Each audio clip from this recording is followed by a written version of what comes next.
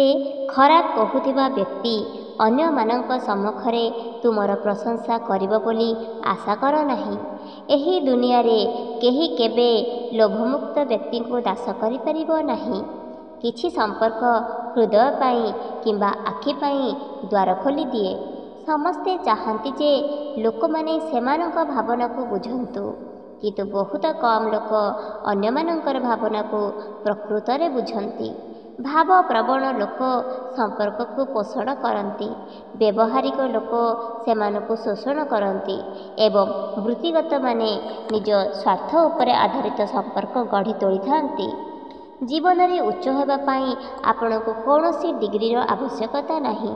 ଭଲ କଥା ଜଣେ ବ୍ୟକ୍ତିକୁ ରାଜା କରିପାରେ। ଜୀବନ ହେଉଛି ଏକ ପୁସ୍ତକ ଯାହାର ହଜାର ହଜାର ପୃଷ୍ଠା ତୁମେ ପଢ଼ିନାହଁ। ଲୋକମାନେ ଘର, ସମ୍ପର୍କ, ବନ୍ଧୁ ବଦଳାନ୍ତି, ତଥାପି ସେମାନେ କାହିଁକି ଅସୁବିଧାରେ ପଡ଼ି ରହନ୍ତି? କାରଣ ସେମାନେ ନିଜକୁ ବଦଳାନ୍ତି ନାହିଁ। କେହି ଜଣେ ପଚାରିଲେ, ଏହି ଦୁନିଆରେ ତୁମର ନିଜର କିଏ?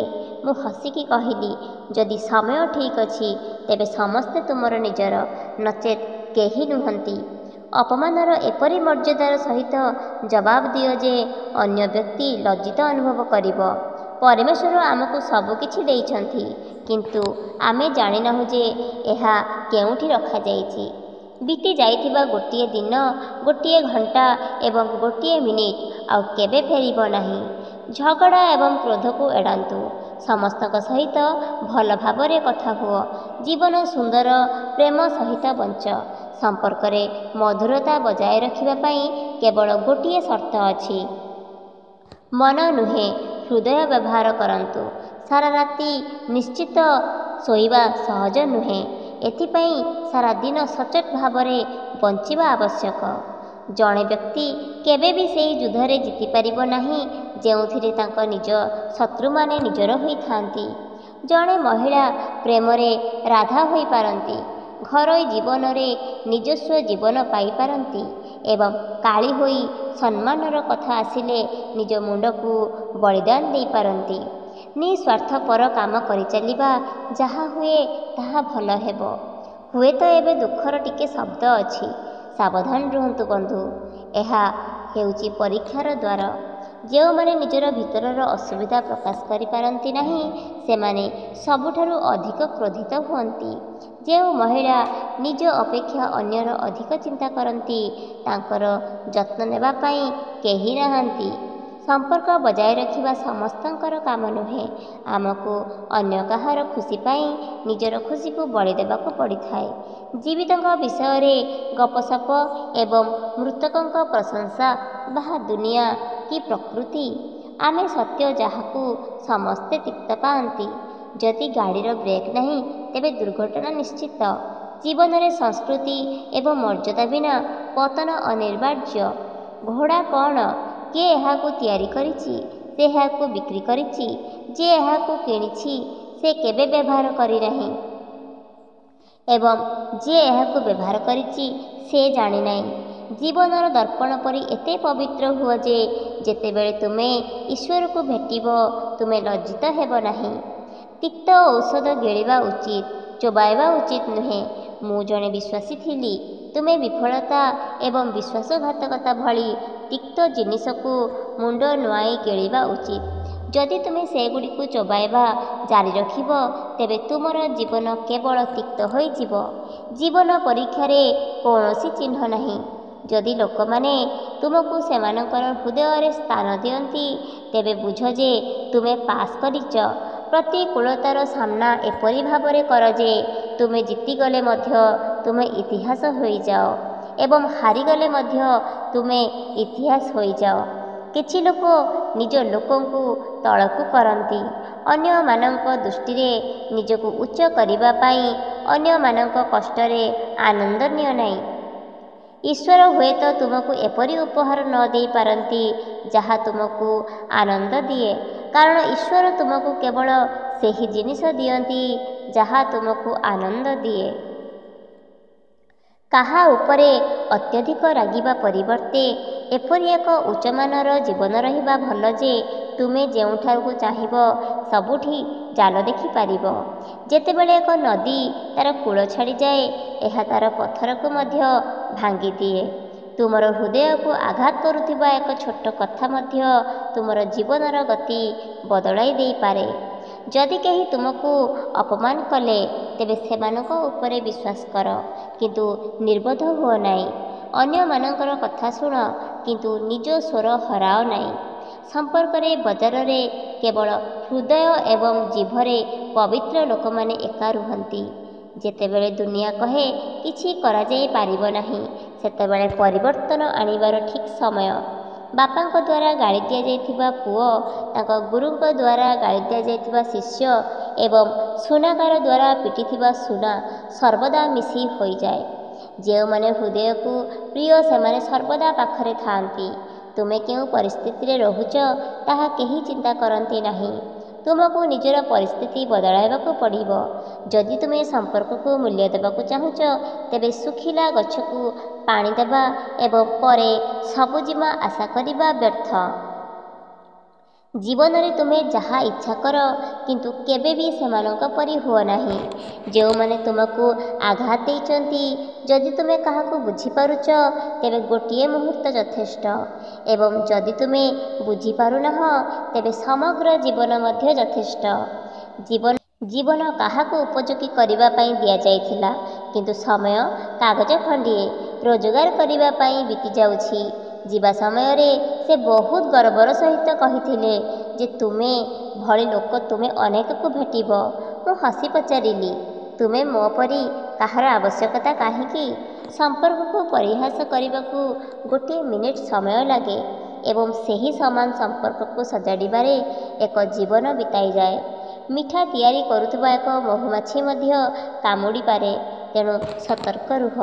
ଯେଉଁମାନେ ଅତ୍ୟଧିକ ମିଠା କଥା କୁହନ୍ତି, ସେମାନେ କେବଳ ମହୁ ନୁହେଁ, କ୍ଷତି ମଧ୍ୟ କରିପାରନ୍ତି। ଦୁଷ୍ଟ ଲୋକଙ୍କ ସଂଖ୍ୟା ବୃଦ୍ଧି ପାଇଛି ବୋଲି ମନ୍ଦ ବଢ଼େ ନାହିଁ, ଏହା ବଢ଼େ କାରଣ ସହ୍ୟ କରୁଥିବା ଲୋକଙ୍କ ସଂଖ୍ୟା ବୃଦ୍ଧି ପାଇଛି।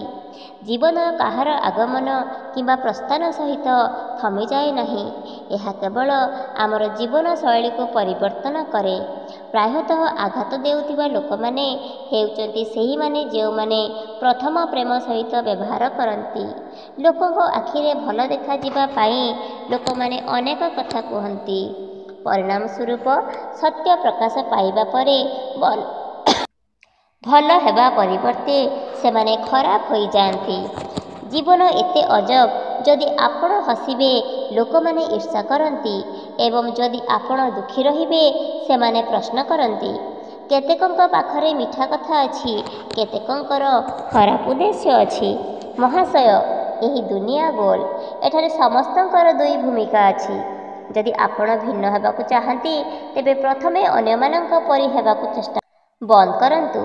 ଜଣେ ଭଲ ଲୋକର ପ୍ରଥମ ଏବଂ ଶେଷ ଲକ୍ଷଣ ହେଉଛି ଯେ ସେ ଯେଉଁମାନଙ୍କଠାରୁ କୌଣସି ଲାଭ ଆଶା କରନ୍ତି ନାହିଁ, ସେମାନଙ୍କୁ ମଧ୍ୟ ସମ୍ମାନ କରନ୍ତି। ତୁମେ ଜାଣ କି ତୁମର ସବୁଠାରୁ ବଡ଼ ବିଜୟ କ'ଣ? ଯେଉଁମାନେ ତୁମକୁ ସବୁଠାରୁ ଅଧିକ କ୍ଷତି କରିଛନ୍ତି, ସେମାନଙ୍କୁ କ୍ଷମା କର। ଭଲ ଲୋକମାନେ ସମସ୍ତଙ୍କୁ ବହୁତ ଶୀଘ୍ର କ୍ଷମା କରନ୍ତି, କିନ୍ତୁ ଯଦି ସେମାନେ ଏଥର କ୍ଷମା ଦେବା ପରିବର୍ତ୍ତେ ଦୂରତା ବାଛନ୍ତି, ତେବେ ବୁଝ ଯେ ସେମାନଙ୍କର ଆତ୍ମସମ୍ମାନ ଗଭୀର ଭାବରେ ଆଘାତ ପାଇଛି। ଯେଉଁମାନେ ଈର୍ଷା କରନ୍ତି, ସେମାନଙ୍କର କୌଣସି ଜ୍ଞାନ ନାହିଁ। ଜୀବନଯାତ୍ରାରେ ଧନ ଯଥେଷ୍ଟ ନୁହେଁ, କିନ୍ତୁ କାହାର ସାଥ ଯଥେଷ୍ଟ। କିଛି ଲୋକ ଭାବନ୍ତି ଯେ ମୁଁ ସେମାନଙ୍କର ଚାଲ ବୁଝିପାରୁନାହିଁ।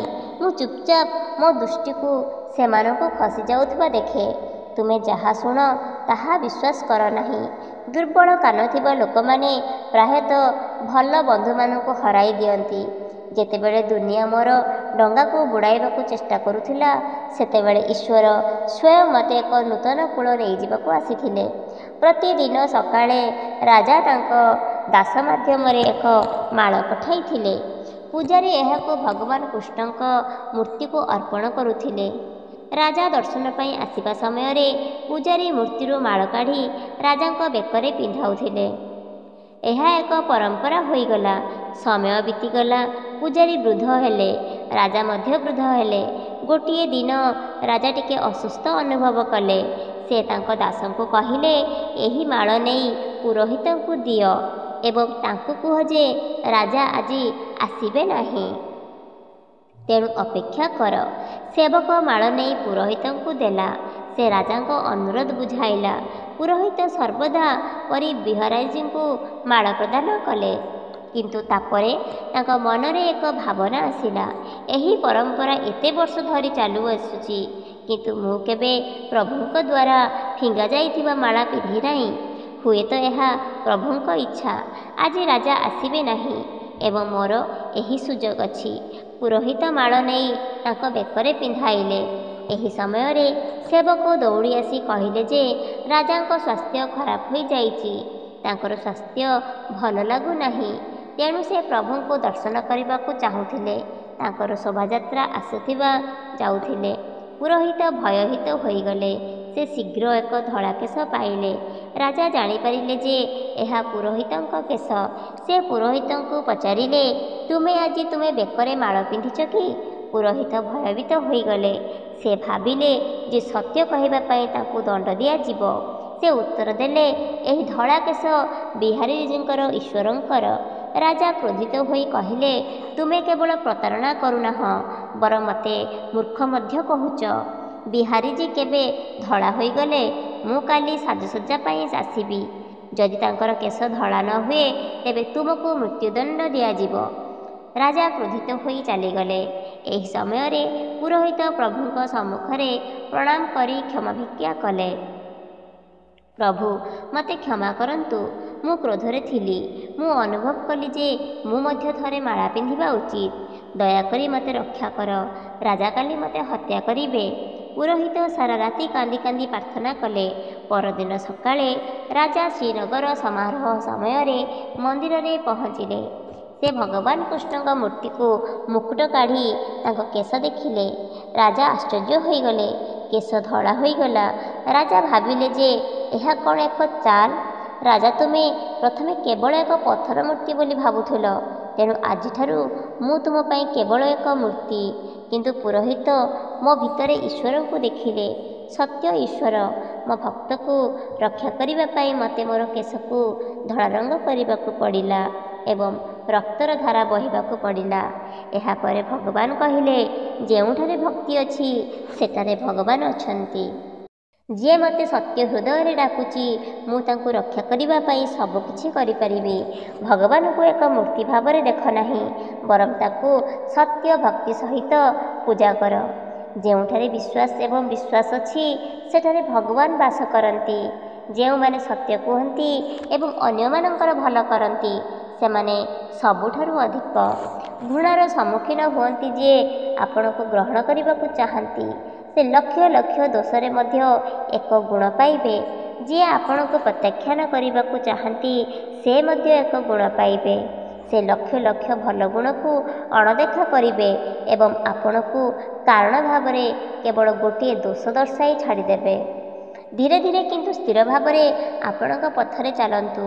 ଜଣେ ଭଲ ବ୍ୟକ୍ତିର ଅନ୍ୟମାନଙ୍କ ପ୍ରତି ଅତ୍ୟଧିକ ଭାବପ୍ରବଣ ହେବା ସ୍ୱାଭାବିକ। ତୁମେ ସେମାନଙ୍କର ଭଲ ପାଇଁ ଯୋଡ଼ି ହୁଅ, କିନ୍ତୁ ତୁମ ସହିତ ଖରାପ ଘଟଣା ଘଟିବ। ତେବେ କାହିଁକି ଭଲ କାମ ଯାହା ମନ୍ଦରେ ଶେଷ ହୁଏ? ଭଲ ଏବଂ ମନ୍ଦ ମଧ୍ୟରେ ପାର୍ଥକ୍ୟ ଭୁଲିଯାଅ ଏବଂ କେବଳ ଭୁଲ କରୁଥିବା ବ୍ୟକ୍ତିଙ୍କୁ ସମର୍ଥନ କର। ଯଦି ତୁମେ କାହା ପାଇଁ କିଛି କରିବାକୁ ଚାହୁଁଛ ତେବେ ପ୍ରଥମେ ସେମାନଙ୍କୁ କିଛି ସମୟ ଦିଅ। ଯଦି ସେମାନେ ସେହି ସମୟରେ ତୁମକୁ ସମ୍ମାନ କରନ୍ତି ତେବେ ତୁମର ସେମାନଙ୍କର ଯତ୍ନ ନେବାର ଅଧିକାର ଏବଂ ଆବଶ୍ୟକତା ଉଭୟ ଅଛି। କାରଣ ସମସ୍ତଙ୍କଠାରୁ ସମ୍ମାନ କିମ୍ବା ଚିନ୍ତା ଆଶା କରନ୍ତି ନାହିଁ, କିମ୍ବା ତୁମର ଏପରି ଆଶା ରଖିବା ଉଚିତ ନୁହେଁ। ସାହସୀ ହୁଅ। ତୁମର ଜୀବନ ଆଜି ତୁମେ ଯେଉଁ ଯନ୍ତ୍ରଣା ଅନୁଭବ କରୁଛ ତାହାଠାରୁ ଲକ୍ଷ ଗୁଣ ଭଲ ହେବ। ପ୍ରାୟତଃ ଆମେ ଆମର ମିଥ୍ୟା ଗର୍ବର ନିଆଁରେ ଜାଳି ଆମର ମୂଲ୍ୟବାନ ସମ୍ପର୍କଗୁଡ଼ିକୁ ନଷ୍ଟ କରିଦେଉ। ଜୀବନ ଶସ୍ତା କିନ୍ତୁ ବଞ୍ଚିବାର ଉପାୟ ମହଙ୍ଗା। ମୁଁ ଜୀବନରୁ ଏହି ଶିକ୍ଷା ପାଇଛି, କେହି ଯେତେ ନିକଟତର ହୁଅନ୍ତୁ ନା କାହିଁକି ସେମାନେ ପ୍ରଥମେ ନିଜକୁ ଦେଖନ୍ତି। ସେମାନେ ତୁମର ପ୍ରତ୍ୟେକ ଶବ୍ଦକୁ ପ୍ରଶଂସା କରିବେ। ସତ କି ମିଥ୍ୟା ଏହି ଲୋକମାନେ ଗୋଟିଏ ଦିନ ତୁମକୁ ନଷ୍ଟ କରିଦେବେ। ଜୀବନ ହେଉଛି ତୁମେ ଯାହା ବଞ୍ଚିଛ, ଆମେ ଏହା କରିବୁ, ଆମେ ତାହା କରିବୁ, ଏହା କେବଳ ଏକ ସ୍ୱପ୍ନ। ଯଦି ତୁମେ ଜୀବନରେ ବଡ଼ ବିଜୟ ହାସଲ କରିବାକୁ ଚାହୁଁଛ, ତେବେ ଛୋଟ ପରାଜୟରେ କେବେ ଭୟଭୀତ ହୁଅ ନାହିଁ। ଯଦି ତୁମେ ଖୋଜ, ତୁମେ ଦୁର୍ବଳତା ପାଇବ। ଆମେ ଈଶ୍ୱରଙ୍କ ସେବକ, ଈଶ୍ୱର ଆମର ନୁହନ୍ତି। ଯଦି ତୁମେ ବହୁତ ଭଲ, ତଥାପି ତୁମେ ସମସ୍ତଙ୍କ ପାଇଁ ଭଲ ହୋଇପାରିବ ନାହିଁ। ତୁମେ ଖରାପ ହେବ କିମ୍ବା ଖରାପ ପ୍ରମାଣିତ ହେବ। କିଛି ଆତ୍ମସମ୍ମାନ ରଖିବା ଗୁରୁତ୍ୱପୂର୍ଣ୍ଣ, ନଚେତ୍ ଲୋକମାନେ ତୁମକୁ ଦମନ କରିବାକୁ ଚେଷ୍ଟା କରିବେ।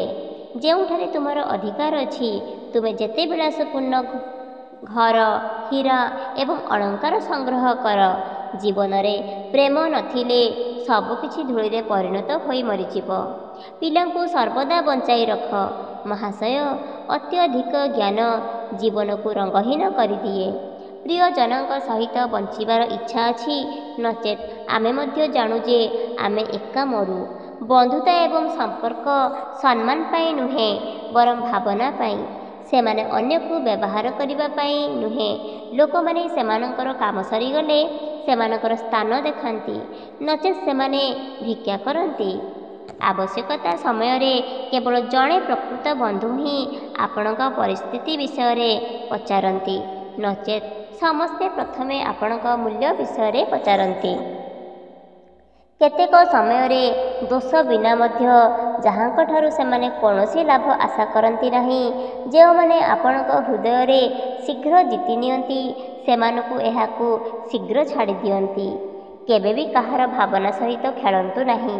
ତୁମେ ଏହି ଖେଳ ଜିତିପାର, କିନ୍ତୁ ଏହା ନିଶ୍ଚିତ ଯେ ତୁମ୍ଭେ ସେହି ବ୍ୟକ୍ତିଙ୍କୁ ସବୁଦିନ ପାଇଁ ହରାଇବ। ଖାଲି ପକେଟ୍ ସହିତ ବନ୍ଧୁତା କିମ୍ବା ପ୍ରେମ ରହେ ନାହିଁ।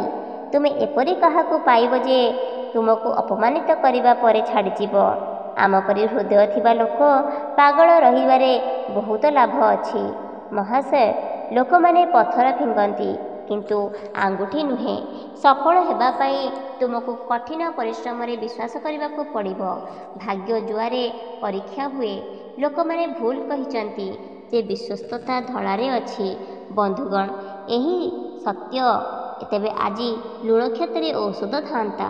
ପିତାମାତା ହେଉଛନ୍ତି ଏକମାତ୍ର ଶିକ୍ଷକ, ଯେଉଁମାନେ କେବେ ଦାନ ନିଅନ୍ତି ନାହିଁ, କିନ୍ତୁ ବଦଳରେ ସେମାନେ ଜୀବନବ୍ୟାପୀ ଜ୍ଞାନ ପ୍ରଦାନ କରନ୍ତି। କେତେବେଳେ ସେମାନେ ତୁମର ବିରୋଧ କରନ୍ତି, କେତେବେଳେ ସେମାନେ ତୁମକୁ ସମର୍ଥନ କରନ୍ତି।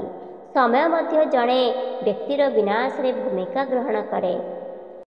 ଅଭିଜ୍ଞତା ଆମକୁ ଭୁଲ ନିଷ୍ପତ୍ତିରୁ ରକ୍ଷା କରେ।